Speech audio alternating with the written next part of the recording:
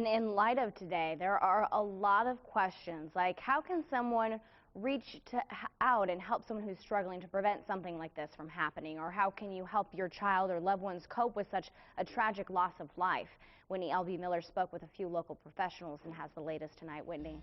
Thanks, Megan. You're right. There are a lot of questions being asked tonight. Anyone who's heard of today's events often wonders, what if this happened closer to home, and how can we prevent it? And more importantly, how do we cope?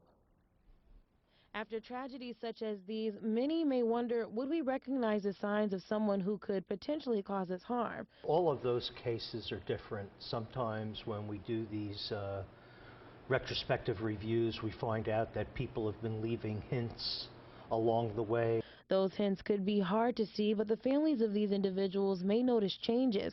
The most important thing, Adler says, is trying to cope after the event. When a community goes through a tragedy like this, it really takes the entire community to wrap itself around the incident and help everybody move on.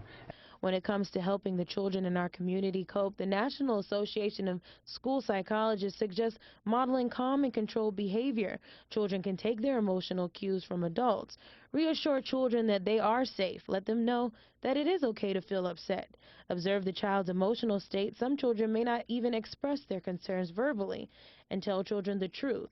Children are smart and may be more worried if you are too afraid to tell them what's happening. Parents should remind children you love them and everything will be okay. Make time to talk with them, remembering if you don't talk to them, someone else may.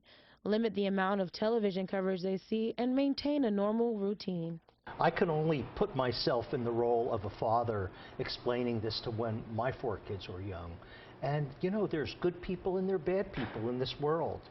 And life is constantly a struggle between those good ones and those bad ones. Adler says 15 to 30 days after a tragedy such as this, if you notice a coworker, family member, or friend persistently talking about the event, having trouble sleeping, or getting over what has occurred, they may want to see a counselor. He says those are signs of someone who is still dealing with grief, and that needs to be addressed. Megan. Thank you, Whitney.